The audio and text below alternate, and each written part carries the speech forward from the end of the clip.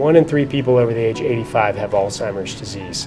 There are many different causes of dementia, but Alzheimer's accounts for 50 to 70% of dementia. And that's why a lot of times we sort of interchange the terms. Dementia is just a broad term that means memory and thinking problems that interfere with daily function.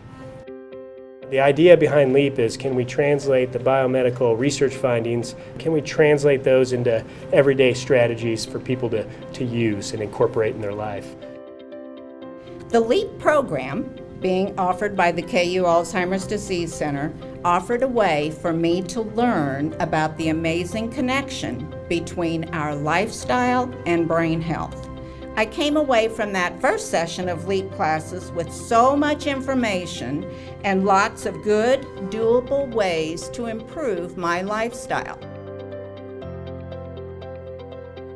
I can set small goals, I can attain them, I can maintain them. This is the only Alzheimer's Disease Center out of all 31 that actually has a program like this. This is actually giving you the tools to create that successful behavior change. So we're walking people through it, we're holding hands, we're creating accountability, we're actually getting sweaty, we're doing the exercise, we're doing it in a group, in a fun atmosphere, and there's a lot of hands-on experiences that allow people to try things out in an environment that allows them to ask questions and figure it out with a LEAP coach before they try to employ it in their daily lives. We're teaching people more about this disease and what they could do about it, and their quality of life scores went up as well. So people were actually self-reporting that they felt better on a daily basis. I was already trying to eat healthy, but I learned that my food plan was mediocre at best. And exercise was already a part of my life, but I learned that with some changes and additions to what I was already doing, that I could have a plan that would help my brain and my physical self. If you are reducing your risk for Alzheimer's disease, you're also reducing your risk for type 2 diabetes, for cardiovascular disease, for stroke, for all these chronic ailments that we all hear about.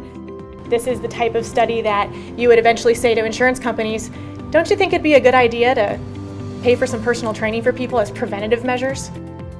We've got a vision for really taking our clinical care and expanding it for Kansas City, but also to move it out across the whole state. If we could do that across the population 5 years, we could cut the prevalence of Alzheimer's disease in half. We need to gather around this amazing program and not just walk, but leap into the coming years to help ourselves, our friends, and the members of the KU Alzheimer's Disease Center. Thank you again for letting me share.